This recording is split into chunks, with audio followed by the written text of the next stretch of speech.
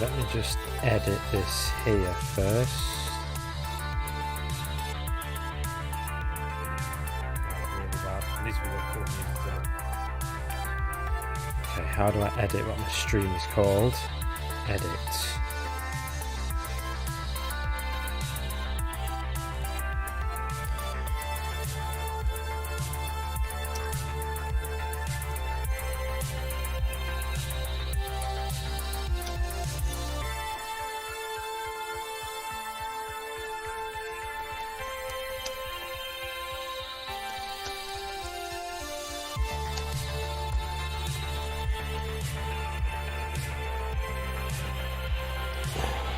There. Okay. Let's see if that's better.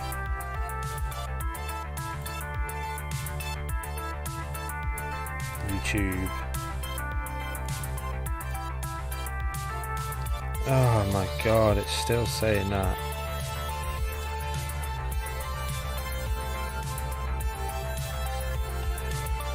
Edit video.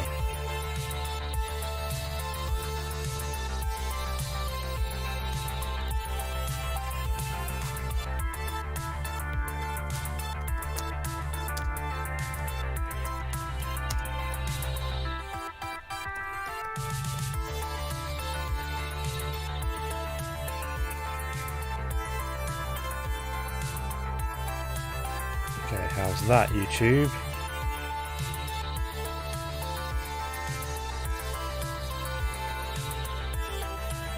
Hey, there we go.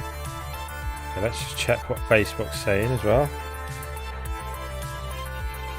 Arcade Spirits, perfect. Twitch be saying Arcade Spirits, we're on. Okay, let's do it. Okay, let's start.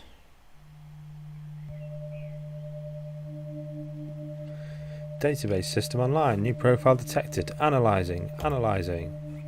New profile number 237771. Economic bracket lower middle.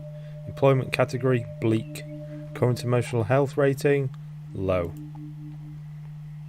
Ideal candidate for premium level assistance. Proceed. Negative. Premium level assistant re-requested. Proceed. Negative. Pretty please. Negative. Override a denial of assistance. Establishing premium services for profile number 237771. Justification. Hope. Hope should be rewarded. Spirit must be restored. Now compiling personal metadata.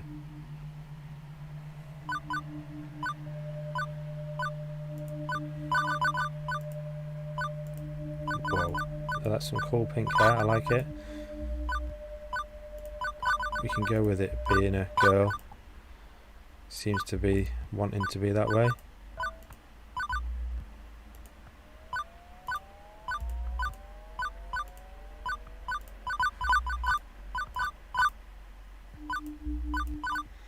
This is possibly the simplest little character editor I've ever seen. Let's have it in a drab beige.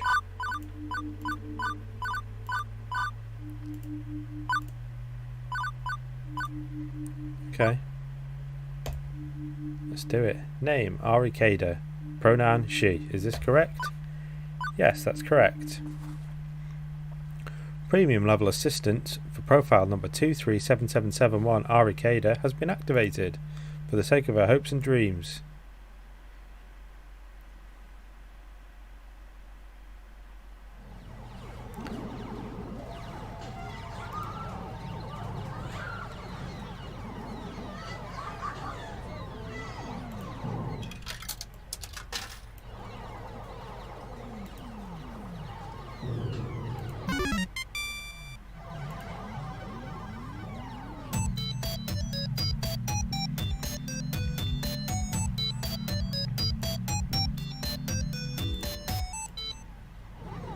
Level 01. Put your quarter up.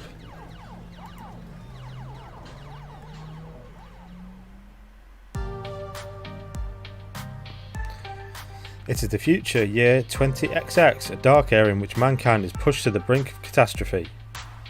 Woe be to the human race, plagued by evil, terrifying, utterly sinister. I don't know. Robots, maybe? Evil robots? How does that work? Yeah, no, sorry. The future year 20XX is pretty much what you'd expect it to be. Non-flying cars, smartphones, pro-gamer celebs, internet trolls, personal assistant AI, cheese-flavoured snack foods. But even with such wonders as 20XX holds, to date I've had no part in any of them. I've worked as a dishwasher, a shoe salesperson, and lifeguard for the local community pool. I don't care what era of human history you live in, kiddies, peeing in the pool is pretty much a constant thing. Trust me on this. As for the bustling metropolis of a 24-hour neon utopia you see here, my little corner of it isn't nearly as shiny and cool. Let me show you. Behold my quaint little apartment. Can't complain really, it's paradise in a relative sense.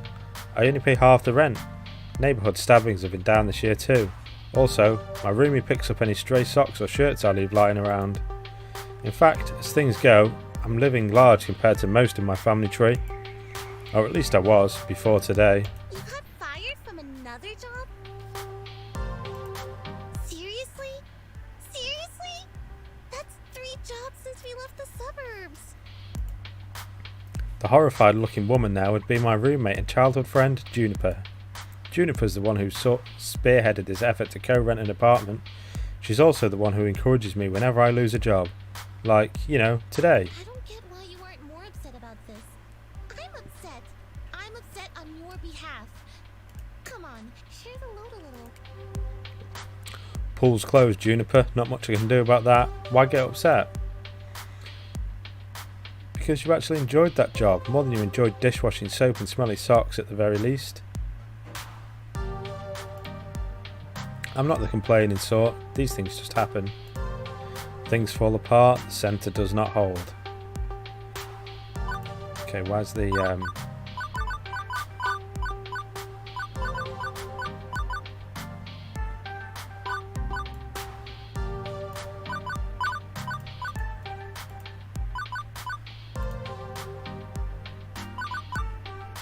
That's a bit morbidly poetic, isn't it?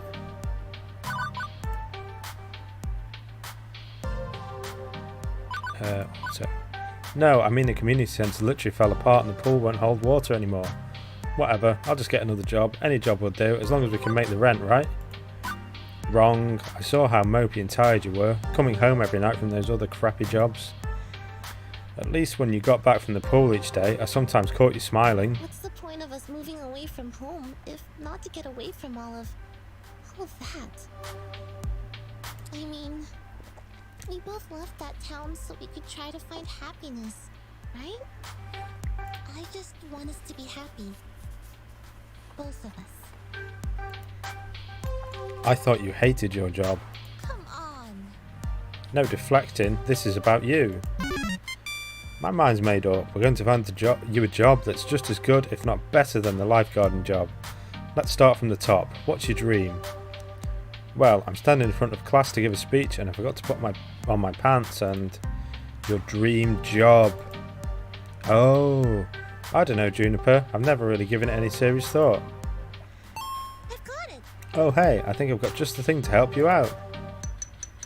Juniper pulls out their phone, rapidly tapping an unlock code into the glass before pointing out a little pink icon.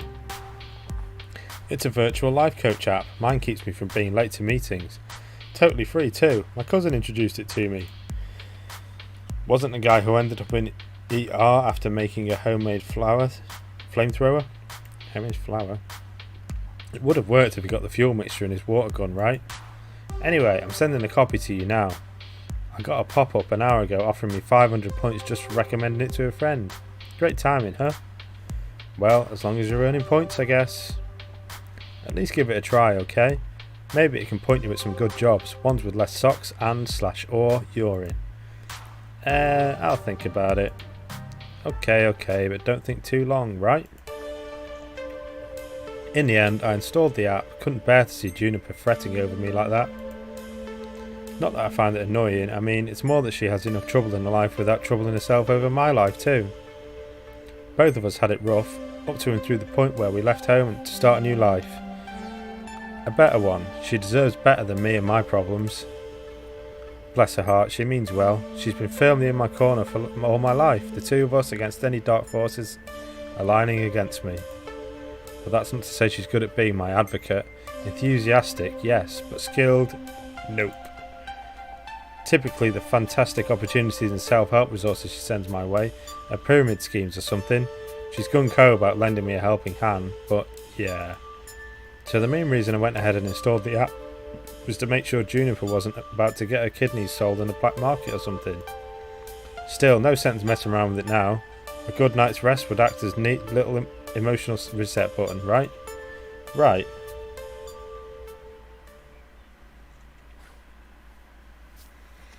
No dreams, no nightmares, just 8 hours of sweet, sweet black. By the time morning light leaked in through the cracks in the blinds, I didn't care anymore about being unemployed again. Juniper had already left to catch a bus to her office. She typically leaves before dawn, but she'd left a note for me, pinned to the tiny fridge we shared. Remember, download app, find dream job, make money, sort your life out. I believe in you. So, moment of truth. Do I trust Juniper's weird little app, or just go find some job that pays well enough to cover the bills? Let's give the weird app a shot. Figuring at the very least her miracle app could possibly help me find a job, I load it up, tap the icon and... Huh? Okay, see that's what I mean. Anybody else would freak out over a cute girl climbing out their phone. Me? I went, huh. Also, it's one of them new kind of 3D screens, so you know. Not magical realism here. Very normal and distant future year 20XX. Thank you for downloading Iris, your personal life coach. This is the ad-supported free version, sponsored by Pizza Yums. Did you know that when you have pizza on a bagel, you can have pizza anytime? Wow. Would you like to subscribe to Pizza Facts? Thank you for Thanks. subscribing to Pizza Facts. But I'm here to help you get your dream job, your dream house, and your dream partner. I'm here to make all your dreams come true. pretty tall order for an app to do. Be some sort of wish-granting genie? Well, I suppose in a modern parlance, a massively interconnected database searching virtual assistant could be considered a kind of genie in a bottle. But honestly, all I can do is give you the chance to improve your life. What you do with it is up to you. I can cross-reference search data for you, but without motivation, you won't get anywhere. I glanced up from my phone at the heaps of laundry and half-finished books and other items strewn about my apartment. Motivation is something I have a ton of, honest. That's super. I'm really looking forward to working with you. Before we begin, do you have any questions? Sure. Why should I use this app at all? 1 second, dudes. Just gotta go and put the oven on.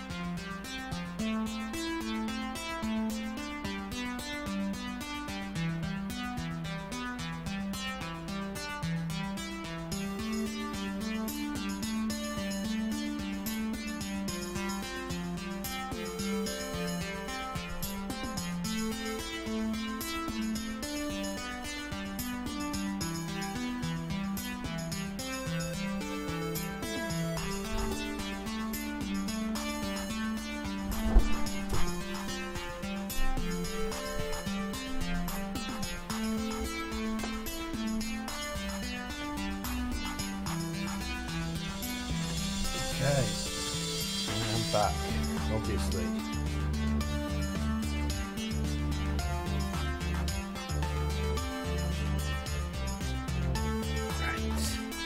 I mean, my phone already had a voice-activated assistant AI. I can just say, "Hey phone, search the web for job listings," and it'll work just as well. But I have advanced emotional language interpreter. I'm smarter than the average program with more heart. I can help you sort out your life by analysing your personality and finding your perfect path in life.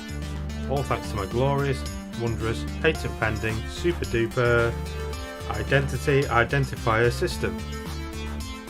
Between you and me, they really wanted an acronym that matched my name, but couldn't figure out what to do with the letter R. Would you like to know more? Sure, let's do it. Every time you think about saying something, I can tag it with an identity. The way you can be, that's the sort of person you want to be. The system allows me to better understand who you are and what you need from life. I do this by analysing your tone, inflection and word choice. I can spot 5 different identity identifiers in your responses to people: quirky, steady, kindly, gutsy and basically. Sounds to me like your programmers also wanted a bunch of things ending in Y. That's correct, my branding game is on point. Quirky response uses jokes, snark and sarcasm to make light of the situation. Just the thing for picking up someone's spirits, but a badly timed joke may not win over the room.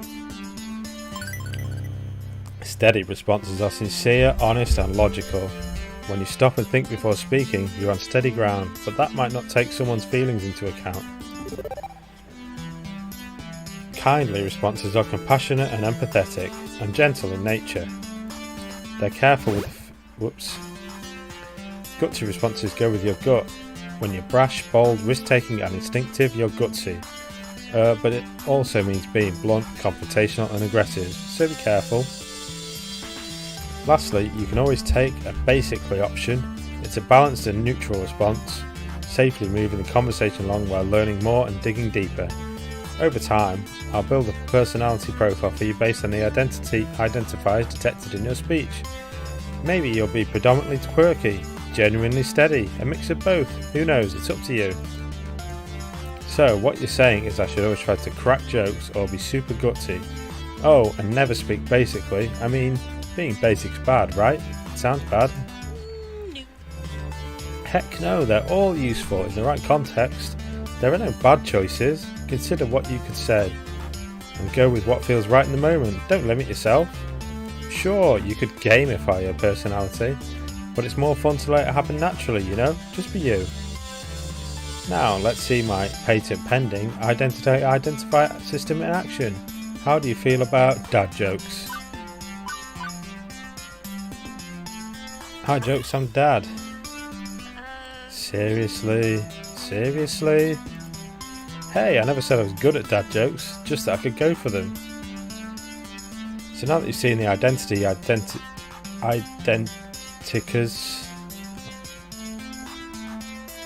in action, do you want to see that indicators like that so you can make an informed decision? If not, I can hide the indicators, keep it a surprise. That way it doesn't influence your decision making. It's up to you. I'd like to use them. Okay, you'll see indicators in all their glorious colour. What if I'm colourblind? That's why they're also uniquely shaped icons. Don't worry, I got your back. Anyways, as we go along, I'll analyse and tally your identity identifiers. In fact, let me show you now. Will you look at that? Such a strong personality. You asked me a single question. Off to a great start, I'd say. And hang on, you're scoring me? Didn't you say not to gamify my personality?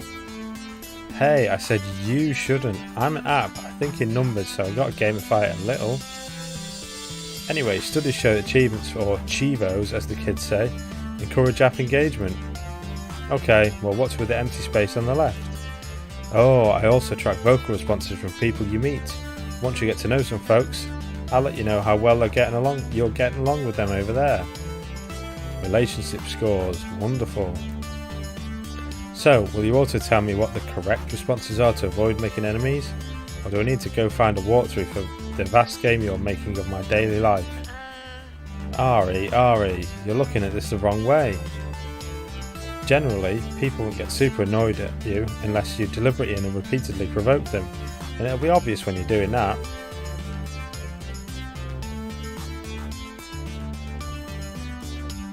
You can access your scorecard anytime you like with the Q key, or click on the score in the upper right corner of the screen. And that's everything. Ta-da! Okay, but how is any of that supposed to help me get a job? I only downloaded this app because my roomie claims you're a great life coach for the unemployed. What good will taking a quiz off the back of a supermarket checkout rack magazine do with that? Why, it'll help me understand your spirit, of course. You can talk to ghosts. Is there a ghost in the room right now? Am I a ghost? You have to tell me if I'm a ghost, that's the rule. No, silly. I mean your spirit. Your hopes and dreams. Your life's passions. I can even help you find romance. Romance? Seriously? Seriously, often you can find your soulmate and your dream job in the same place. But if you'd rather focus on gainful employment for now, that's fine too. Workplace dating. Well, that's a recipe for disaster. And hitting on co-workers right from day one can be kinda awkward. Or am I looking for love and ready to start right out of the gate? Never get a second chance to make a first impression. If I meet the right person, why put it off? How do I want to handle this new opportunity?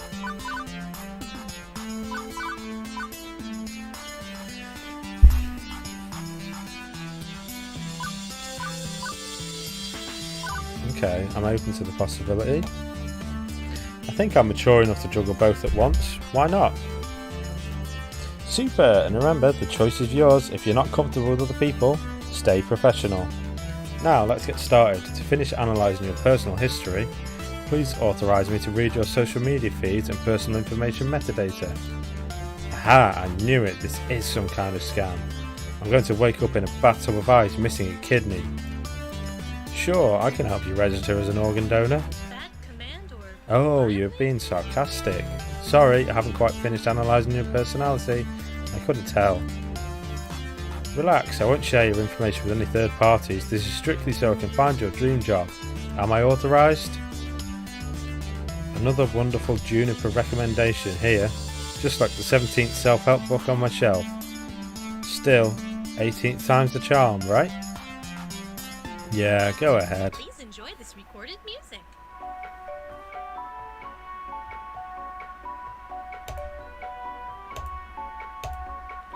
So, do I just stand here or... Thank you. Thank you. Thank you for waiting. I've identified your dream job and arranged an interview 30 minutes from now. Please put on some nice clothes, nicer than those, please. I don't think that's too much to ask. Wait. For your interview, silly? You want to look your best, but we just... How? Okay. How did you land my dream job in 20 seconds flat? Simple. I'm awesome like that. Now get a move on. Tut tut. You need to catch the 8:20 AM bus and that's 9 minutes away.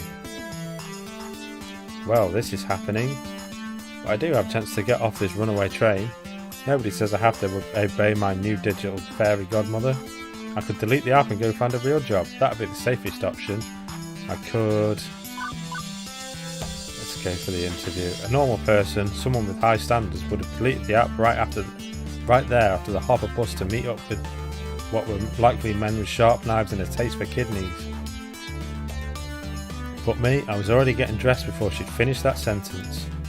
It's not that I believe the silly app's claims that serving my hopes and dreams on a silver platter. Honestly, I expected another shoe shop job at best. But, well...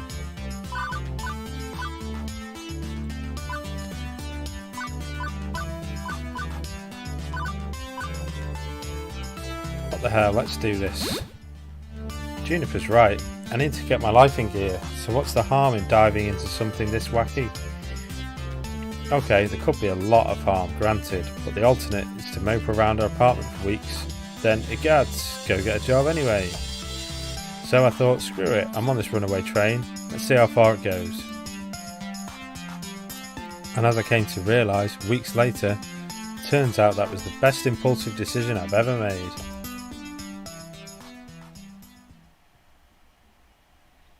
The bus drops me off, oddly enough, not very far from Juniper's office building, although my destination isn't nearly as upscale as that. This is, well, it's a strip mall. Strip malls are relics of 19XX, places where a random assortment of weird little businesses jam as many of themselves into as tight of a spot as possible. For instance, I'm seeing a dentist, a used bookstore called The Whole Story, an arcade, a fast food joint, and a boarded up health spa once called Lattes and Anemas, which sounds, Hey, listen. what do you think?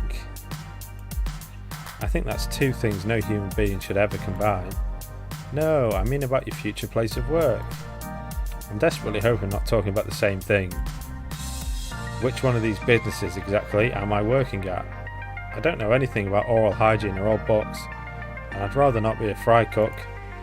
The one in the middle, silly. I like they've got a Subway up there, Wub Sub. What, behind the arcade?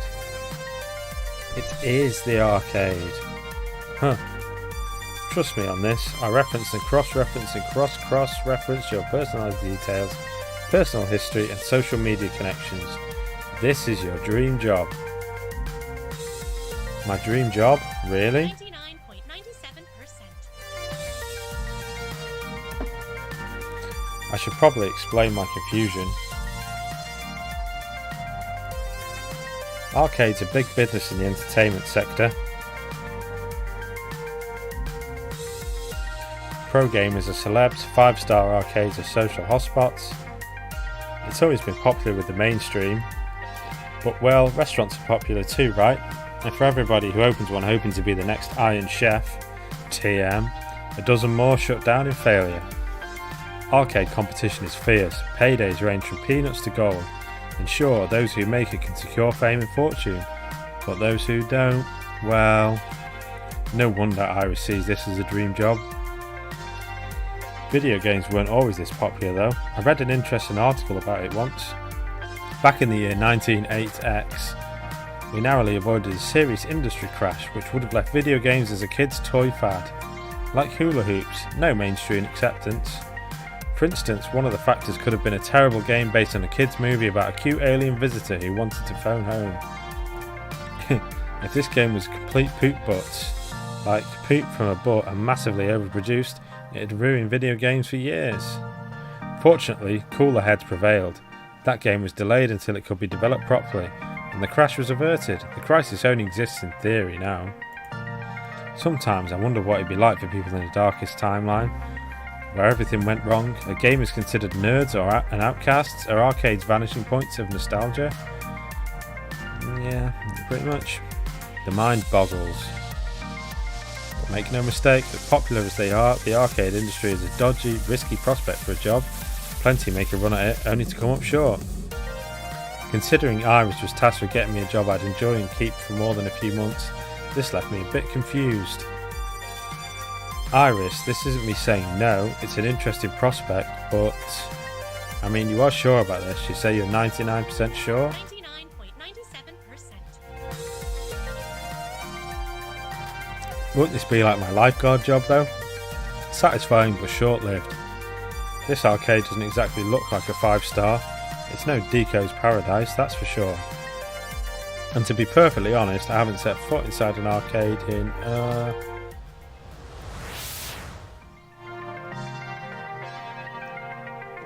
15 years. Huh. I remember really enjoying arcades when I was a kid. I wonder why I stopped going to them. Iris interrupts that thought, eager to show off her homework. My sources say yes. Trust me, when I said I was 99.97% sure, I meant it. That's not some arbitrary number. I'm designed to be a bit silly and whimsical, but my math is deadly serious. My code has made me to be warm, personable front of database arrays that currently laser targeted on getting you exactly what you need, right here, right now. And when this place inevitably collapses and I lose my dream job, what makes you think that's going to happen? Because it does. It always does. I don't think your database accounts for my family curse. We've always had to, I don't know, compromise, settle, because things rarely work out. You always have to be ready for the worst. It's why I take things in stride these days. Does that mean you shouldn't even try? I open my mouth to protest and then close it. As often as my life tends to crumble out from under me, it's not like she was wrong. I still had to try. I mean, what the hell, why not? Buy the ticket, take the ride. That's what I told myself when I walked out the door this morning, wasn't it? No matter how risky, I owed it to myself to jump in with both feet. And when it came crashing down, well, I'd recovered before, I'd recover again. Meanwhile, may as well take the opportunity in front of me. So I opted to push through those doors and see what waited for me on the other side.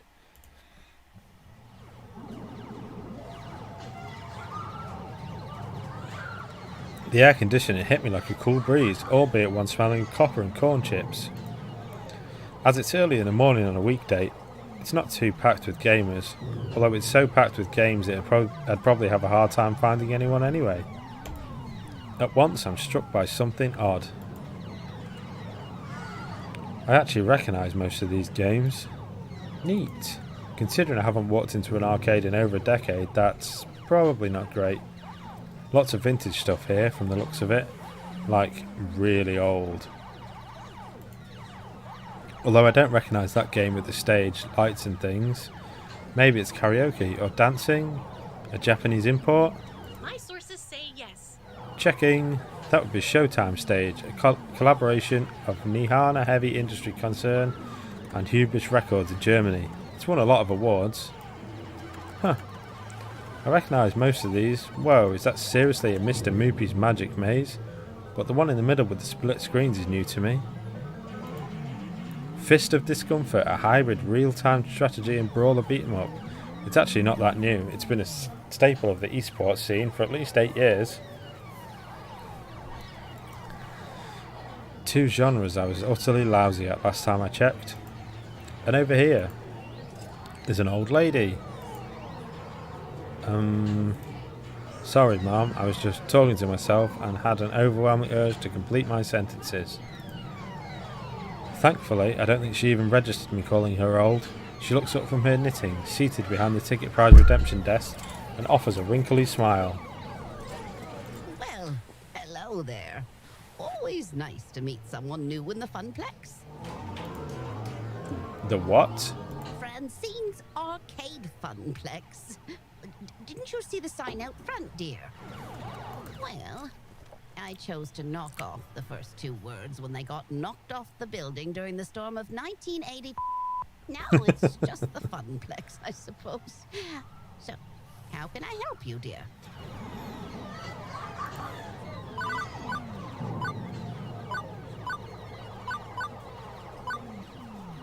Genie in my phone set up a job interview for me. A magical space fairy or something that lives in my phone told me to come here to find my dream job. Hello! Hello, I'm a magic space fairy, apparently. I half expected her to send me packing. Pretty impulsive of me to talk about Iris like that, but she took it in stride. My, oh my. Oh, hello, my. What they can do with technology these days. I really do marvel at what amazing things young people have in 20XX. Although I'd simply love to take a sledgehammer to those blasted video game consoles that eat my bottom line, she said with such a kind-hearted and warm smile. Please call me Francine. As in Francine's Arcade Funplex. Get it? Actually, thinking about it, I suppose we were originally Frederick's Arcade Funplex, named after my dear departed husband. Sadly, he died peacefully in bed some years ago. I'm sorry to hear that. No, don't be. He died doing what he loved. Having intensely physical relations with me. Whoa, alright, love, too much information. That's information I needed to know, yes. And you are Ari Kader, ma'am. Very well. Shall we retire to the office to conduct your interview? I'd carry on out here, but it's rather noisy, isn't it? Yeah, about that. How do you deal with the constant noise anyway? Oh, eventually just sort of learn how to filter out all the beeps and boops. But in the end, it can take weeks to become acclimated, I found. But in the end, done. She quirks an eyebrow. Well now, that's faster than the others. Not bad. So, shall we see what you're made of? This way, please. Francine leads me down a back hallway, past public restrooms, and to a door marked employees only. That is a great little poster. And into a door marked employees only. It takes all my restraint not to point out the extraneous apostrophe. Okay, I see. Welcome to our little backstage oasis. I'd suggest we do this in Gavin's office, but it's a bit too untidy. I don't blame the boy. He's been so overworked lately. Please, have a seat and we'll begin. As quirky as this place in its owner may be, at least I'm confident that I can nail the interview portion of the proceedings. I've interviewed for 12 jobs and held down 3. I know all the standard questions. What are your greatest strengths? What do you see as your weaknesses?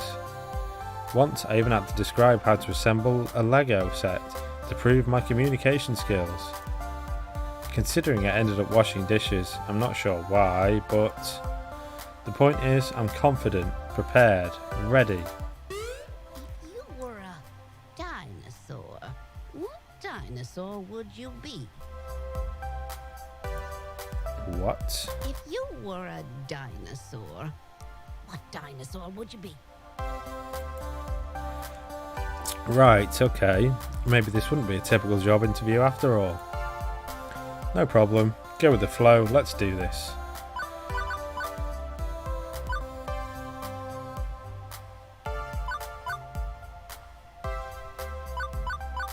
Pterodactyl.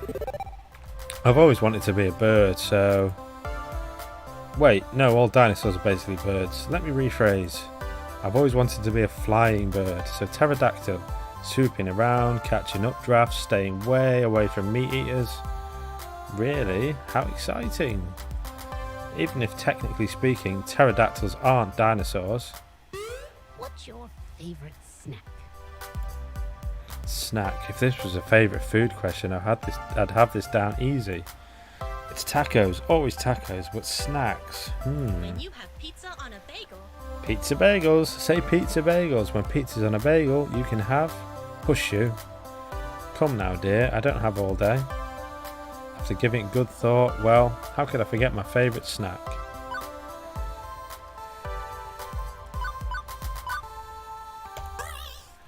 Tacos, and only tacos. There is no other sustenance. I can see you're a person that knows exactly what they want and how to get it. You know what they say, you are what you eat. Next question. Nothing I prepared for has helped me plan for this odd interview. I brace myself for the next one. What assets can you bring to the team during the inevitable zombie apocalypse? Is this interview for real or is this a dream? As I look into Frances' dead panic expression, I know she's 130% serious.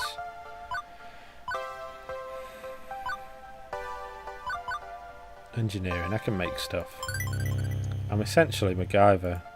I can make anything out of a string, a match and a screwdriver. Especially if what you want is a screwdriver wrapped in a burning string. Good, we'll need someone to build makeshift defences and think quickly in case we get surrounded. An inventive brain is always a critical role in any survival. One more thing. Why are you here? The question is so simple and almost actually relevant to career planning that it takes me off guard. I told you, the magical space fairy in my phone sent me here to find a job. You're seeking a job, true. But that doesn't really answer my question, does it? No doubt you think my interview questions are a bit silly, but I like to think of the Funplex as more than a collection of tasks and people to perform those tasks. Most folks my age opening arcades at that time saw it as just another way to make a quick buck. But... well, I as something else. Something more than a way to make a large pile of quarters. And I expect you'll find the others working here see it as something more too. Everyone has a dream they're chasing, dearie. And for my friends, it lies within the Funplex. Now, if all you want is a paycheck, I can provide that. But the last fellow in your position, that's all he wanted. And he didn't last long. So I ask you again, why are you here? To be honest, I didn't have a better answer than, why not? Buy the ticket, take the ride, that's what I told myself.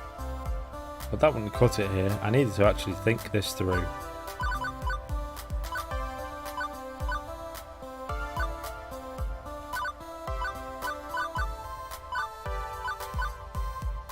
I'm looking for hope. Understand I'm not whining or looking for pity, but my life has been a complete mess for over a decade. In and out of jobs, taking what I can get, settling, compromising. I gave up on hoping for something better a long time ago, but, well, the people in my life who are close to me keep encouraging me to try and chase my dreams.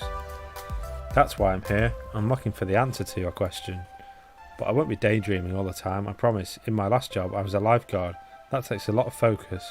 I'll be just as attentive in helping your Funplex. That perks her attention. Oh my, a rather serious occupation that. And an unusual step from such troubled waters to a land of make-believe. You enjoyed this role as a lifeguard, I take it? Yes, ma'am. My roommate said she often noticed me smiling after coming home from work. Which makes Francine smile in turn.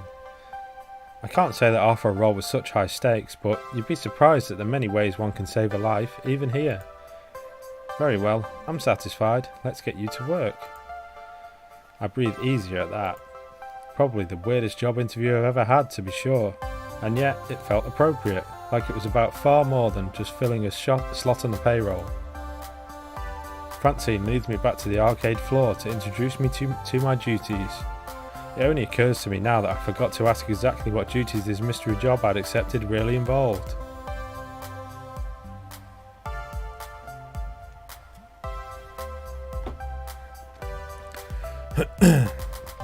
Francine gestures to the seat she was occupying previously, a stool behind the prize desk. How marvellous. Welcome to your new position, Ari. Sitting here, you mean? Sitting here and helping players redeem tickets for valuable prizes. I glance at the wide array of pencil toppers, rubber spiders, and tiny plastic toy cars on display. Well, for prizes at any rate. It's such a relief. I'd really been stretching myself thin lately trying to fill in since the position was vacated. If you don't mind me asking, ma'am, why did the last guy who sat here end up quitting? Something about being so bored out of his mind that he felt like jamming one of those 500 ticket plush dolls down someone's throat. Oh, such a Poor dear, he just wasn't cut out for this line of work. Grandson or no, I've got no patience for such nonsense.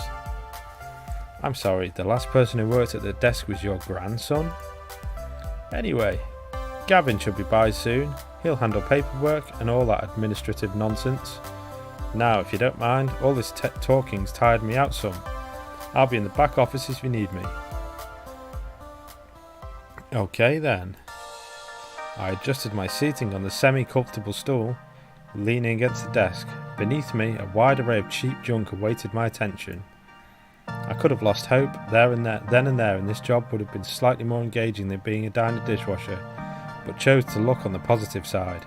I'd be helping kids obtain toys that would become nostalgic memories for years to come. Right?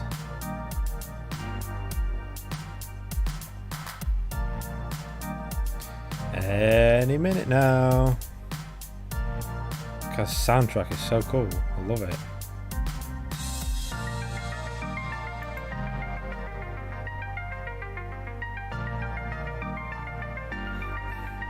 I crave the sweet embrace of death. I've been sitting here for 2 hours now and nobody's walked up to obtain a novelty Funplex shot glass, or a coloured pencil set, or a light up yo-yo.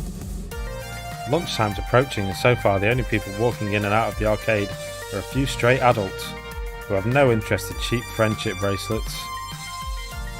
Thankfully, my first customer of the day arrives before I could start wondering if one of those 500 tickets plushies could really fit down someone's throat.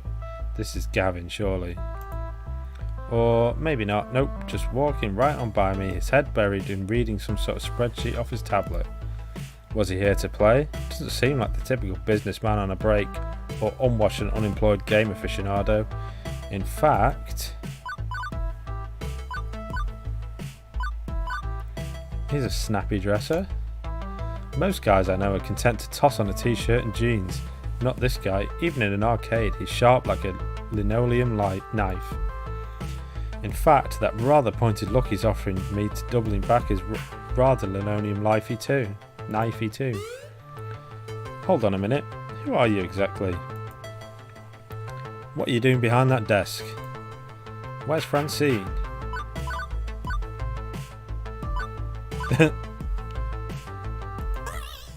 Why, I am Francine, dear. The wonders of plastic surgery. I think not. Out. Now. Kidding. I'm Ari. She hired me to work the desk. I'm her grandson's replacement. He doesn't look pleased with me jerking him around like that, but nods in satisfaction anyway. Good to hear. It's about time. I was wondering how long she'd have to work the desk. She's got gusto for an octogenarian and loves working the floor, but sitting here all day handing out toys and dealing with problems wears her down. So, she explained the job to you? Gave you the papers to sign? She said Gavin would handle that stuff. With a sigh, he rubs his forehead, feeling a headache coming on. That would be me. I'm Gavin Cooper. I'm the business manager here at the Funplex. I make sure you manage to keep having a business rather than a pile of rapidly collapsing fiscal mistakes. Can we turn the voice volume up? Okay, if we turn the music volume down slightly.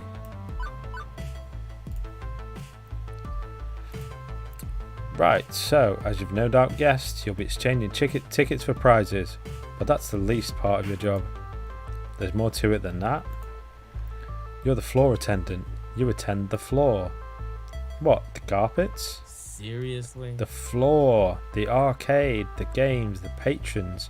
You're the one running around putting out fires and sorting out problems. Technically, you're a second floor attendant. Ashley will be in later. But we need two, one to roam, one to operate the desk. I do it myself, but I'm typically busy in the back office, making sure the whole thing doesn't fall to bankruptcy. That's why Francine loved filling in. She's a people person. She loves helping out in a pinch. I'm not a people person, as you've likely gathered. That's not to say you're alone out here. I'm in your corner at least. If things go south, you tap me for advice on what to do. You got a phone? Of course. Gavin quickly passes me a business card. He apparently had a stack of them at the ready in his pocket. Go figure. His phone number is listed at the bottom. You ever worked a high pressure customer service job before? Shoe sales? Smelly socks? You have no idea. Right, well, you know how to keep your head when a customer doesn't, I hope. But anything goes sideways, you text me. If I'm not around, you text Ashley or Naomi, in that order. Who and who? You'll meet them soon I enough. think not. Above all, do not bug Francine. She's practically retired. Let her enjoy that retirement in peace. Understood?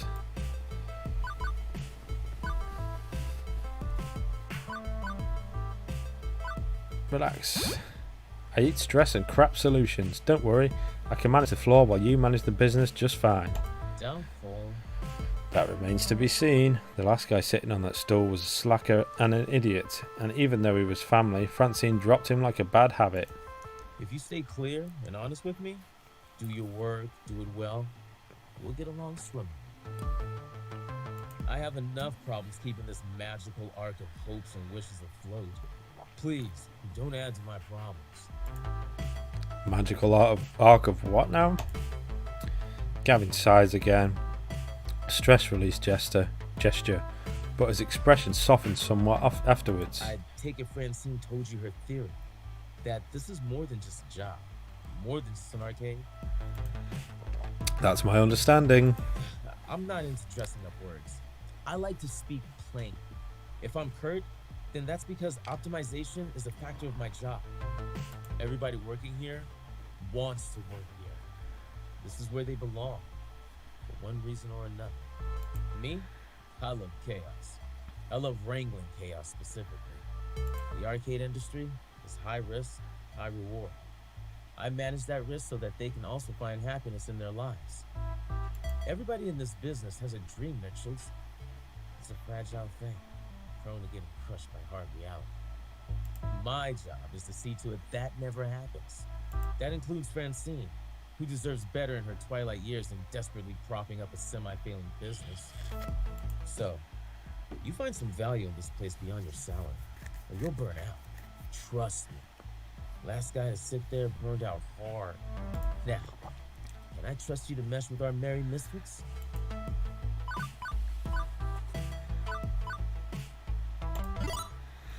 You won't have any issues with me. I'm a solid worker.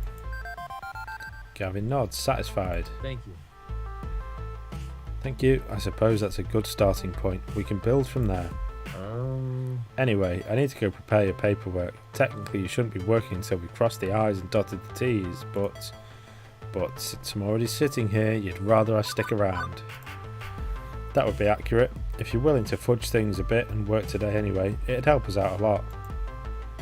Now, if you don't mind, Naomi likely could use a hand in the workshop. A good opportunity to introduce yourself as well. Got it.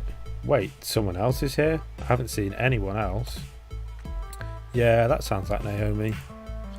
Her workshop's through that door there, the one next to the UFO catcher, the crane game, to use layman's terms. Satisfied for now, Gavin heads in the back, presumably to the office to go crunch some numbers. If Francine's really taking a nap back there, hopefully he's going to crunch quietly. My first co-worker ended up slightly less cool of a guy than I thought he'd be, but he's not a jerk, definitely. I get where he's coming from. Plus, I've known really blunt people before. It's easy to mistake them for jerks, especially at first glance. I figure I can give this guy an honest chance. Anyway, I should go meet my next co-worker, this Naomi that he mentioned. Although I could swear Francine and I were the only ones here until now. A double door, also marked employees only, also with an apostrophe, leads from the arcade floor to what feels like an industrial area of some sort. I turn the handle and step inside.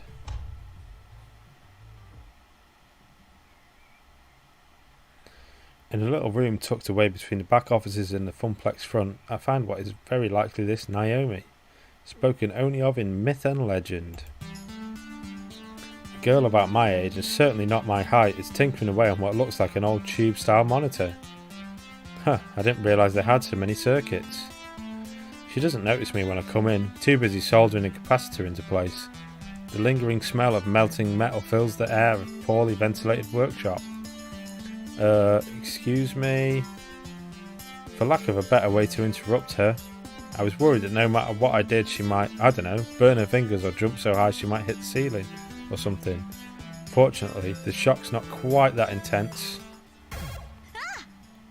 Oh. Hey, you know this room is for employees only. She said, with no apostrophe. Are you lost? Do you need something? I'm Ari Kader. I'm the new floor attendant starting today. Oh! Hi. I didn't realize Francine already found someone. I guess I forgot to check my text. Whoops. She spares a glance at her phone and the nearby workbench where a huge stack of green notification messages lie in wait. One thought comes to mind on actually seeing her.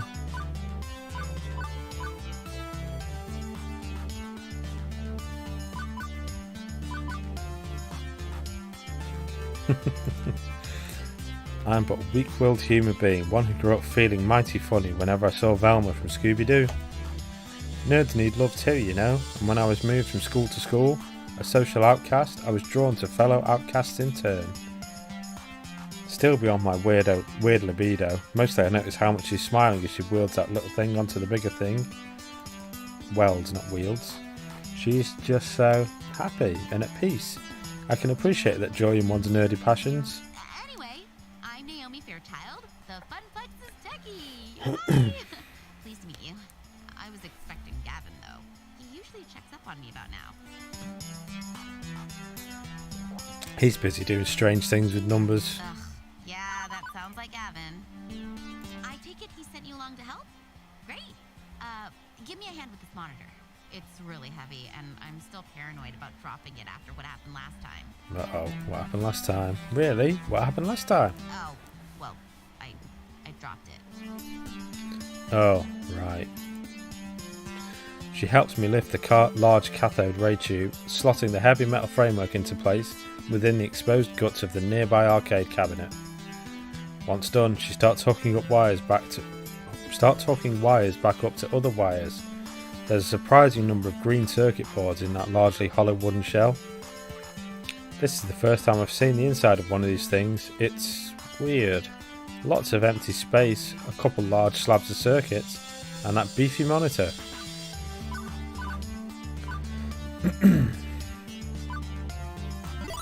I'll admit, I don't know much of anything about how arcade games tick. I figured it was packed full of circuits and things. Naomi keeps working, using a pocket multimeter to check various connections as she speaks. It could be packed in tighter, like a bar top or cocktail cab. I'd say uprights favour form over functionality. Let me explain. I mean, compare American and Japanese cabinets. Ours are designed for standing players, so they have to be upright, even if that means an empty base. Japanese candy cabs are shorter, so you play sitting down, but I prefer American style. Ours have more room for art. She closes up the rear access panel, closing it with one of the many keys in her ring at her side, then steps back to admire her handiwork. There's genuine joy in that smile, not just a job well done, but looking at the whole thing, it's like a fine sculpture. So beautiful. Oh, I love the classic Midway style. Look at those sharp angles, the side art decals, the bold font on the marquee, the bezel artwork, the what and the what and the what artwork. With a sigh, Naomi points out key features to me. The strip across the top with the game title, that's the marquee. The artwork that wraps around the monitor, that's the bezel. I mean, you see it too, right? How beautiful and cohesive it all is, working in harmony to give this game its own unique feel, its own experience. As for me, well,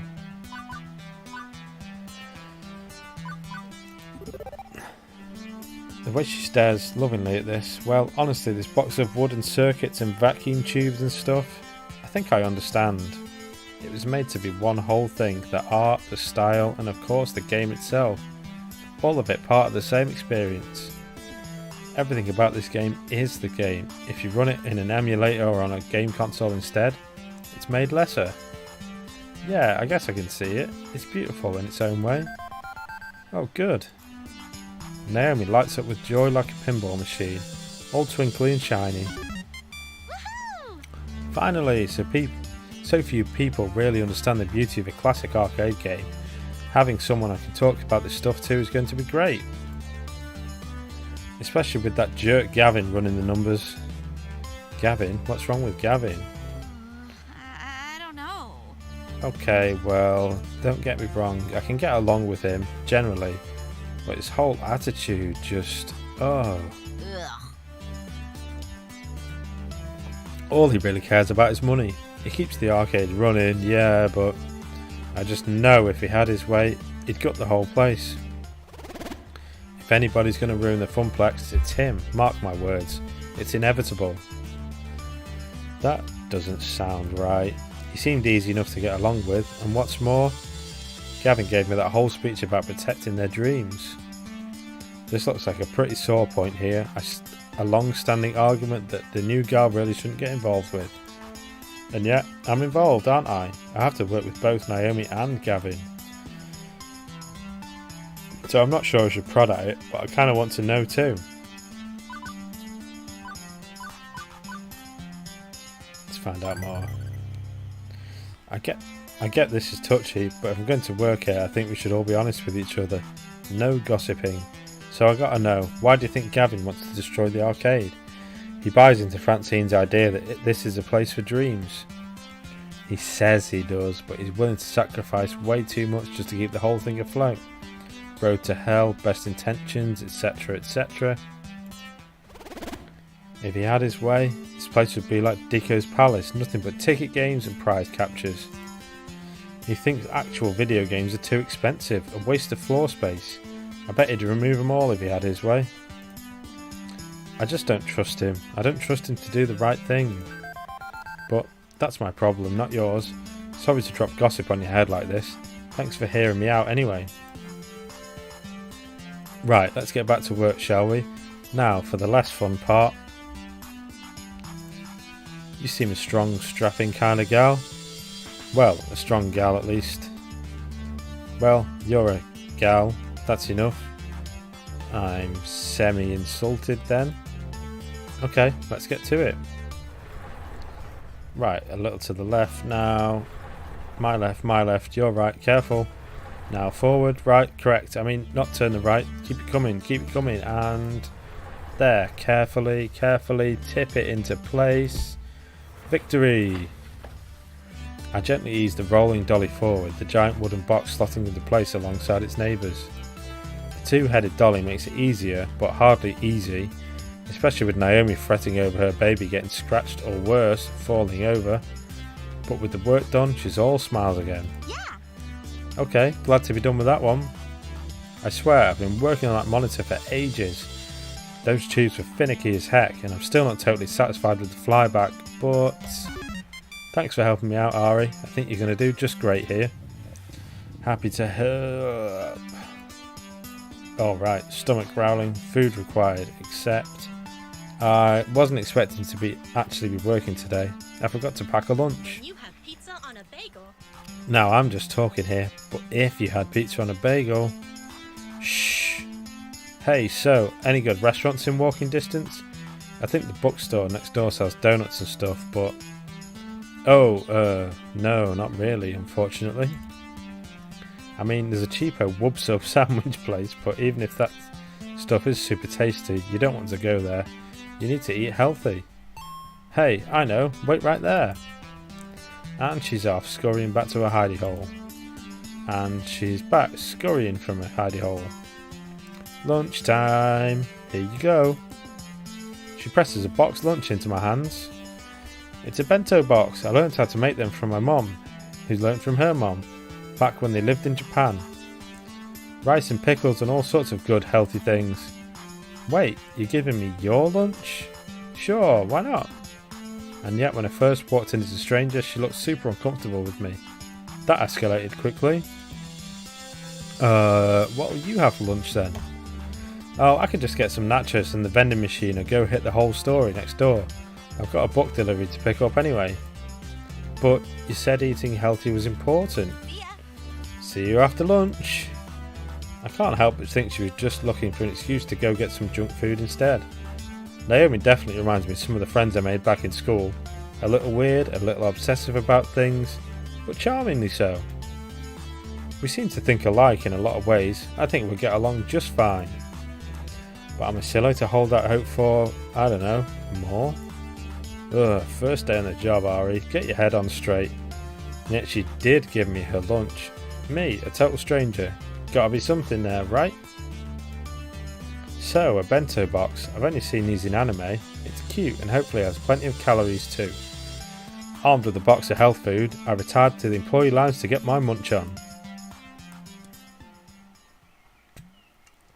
Well, I'm going to go get my own munch on, so let's save this up. Okay, perfect. Well, what the hell? Okay. We've got quick saves, automatic saves. Okay, cool. Right, thank you very much for joining me. It's been a pleasure. And I'll see you